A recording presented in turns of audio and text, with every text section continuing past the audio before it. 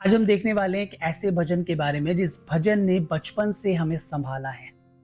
जब हम छोटे हुआ करते थे तो हमारे माता पिता ने हमें अक्सर बोला कि जब भी तुम्हें कोई भय लगे या कोई डर लगे तो तुम्हें क्या करना है, इस भजन को पढ़ना है। एक ऐसा भजन जिसने ना केवल हमें बहुत ज्यादा मोटिवेट करा, ना केवल हमें भय से दूर किया, पर ऐसा भजन जिसने परमेश्वर की महिमा को हमारे जीवन के अंदर प्रकट किया है।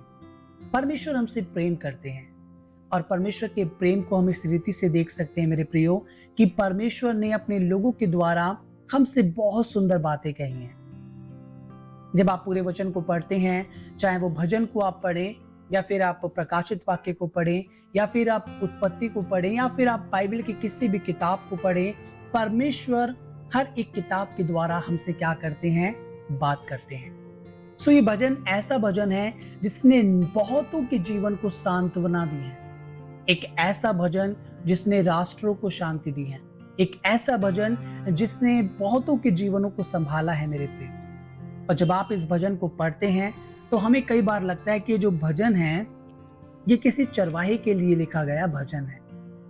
ये किसी चरवाहे का भजन नहीं है, पर ये भजन है एक भेड़ का, और वो भेड़ याद करती है अपने चरवाहे को।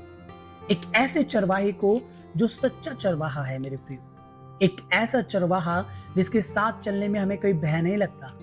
एक ऐसा चरवाहा जो हमें कभी भी लूटता नहीं है। एक ऐसा चरवाहा जिससे हमसे कोई लालच नहीं है, पर वो निस्वार्थ हमसे प्रेम करता है। एक ऐसा चरवाहा जो हमें कभी भी अकेला छोड़ना नहीं चाहता।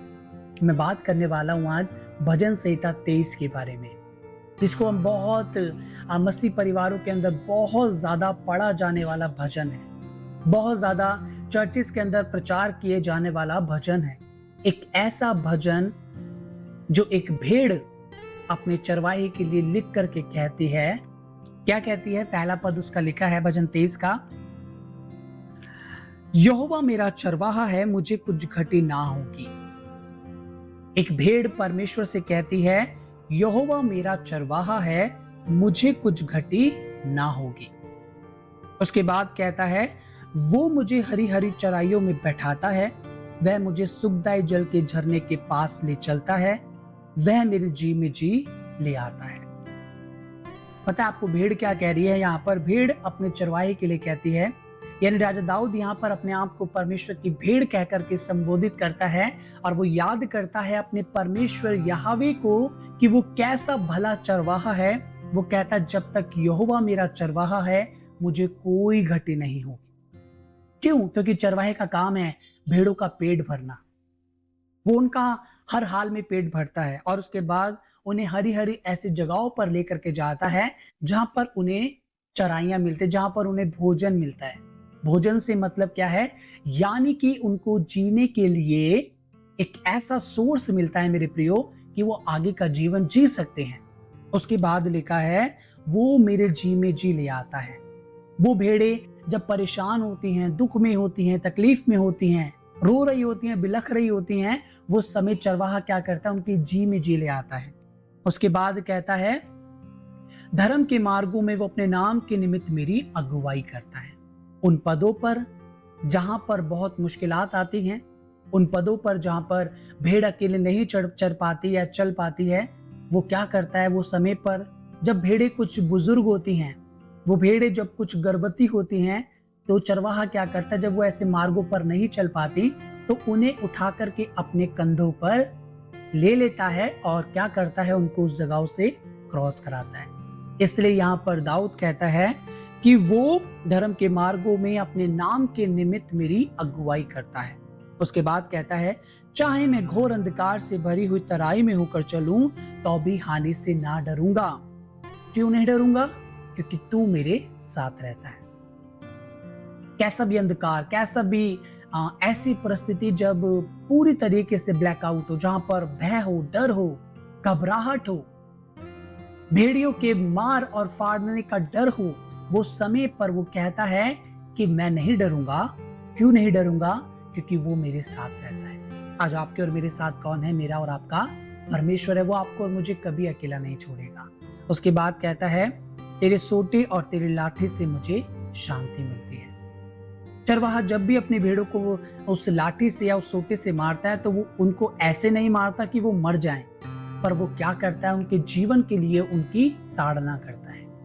और क्या होता है, कई बार जब वो भटकती हैं, वो हल्की सी उनको डंडी दिखाता है, सोटे से उनको आंकता है, तो वो अपने सही मार्गों पर लौट आती हैं। आगे कहता है, तू मेरे सताने वालों के सामने मेरे लिए मेज बिछाता है, तूने मेरे सिर पर तेल मला है, मेरा कटोरा उमड़ रहा है। तूने मेरे सिर पर तेल मलाई, मेरा कटोरा उमड़ रहा है। परमेश्वर के लोगों के जीवन हमेशा ओवरफ्लो होते हैं, वो कभी भी रुकते नहीं हैं। Nobody can stop them, कोई भी उन्हें रोक नहीं सकता, क्योंकि परमेश्वर ने उनको बढ़ाया है। और आगे कहता है, निश्चय भलाई और करुणा जीवन भर मेरे साथ साथ बनी रहेगी और मैं यहोवा के धाम में सर्वदा वास करूंगा। निश्चय भलाई और करुणा जीवन भर मेरे साथ साथ बनी रहेगी और मैं परमेश्वर के धाम में वास करूंगा। ये एक भेड़ का सपना है, ये आपका और मेरा सपना है। क्या सपना है? कि हम परमेश्वर के धाम में वास करेंगे, हम परमेश्वर के स्थान में रहने पाएंगे। राजा दाऊद याद करता है कि मैं एक भेड़ हूं, परमेश्वर मेरा चरवाहा है, और जब वो मेरा चरवाहा है तो मुझे डर नहीं है, मुझे घटी नहीं है, मुझे किसी प्रकार का विलाप नहीं है। मेरा जीवन हमेशा उमड़ता रहेगा, बढ़ता रहेगा, मुझे कोई घटी नहीं होने वाली है। और क्या है पांचवी बात ये कि मैं तो उसके धाम में सर्वदा के लिए वास करूंगा। इसलिए भजन के अंदर लिखा है कि धर्मी का स्मरण सदा बना रहता है। पता है क्यों? क्योंकि परमेश्वर हमसे बहुत ऐसे प्रेम करते हैं। और भजन 23 हमें यही सिखाना चाहता है मेरे प्रियो, कि परमेश्वर हमारा चरवाहा है, परमेश्वर हमारे संग है, हमारा विरोधी कोई नहीं हो सकता। वो हमें कभी भी अकेला और तन्हा नहीं छोड़ेगा।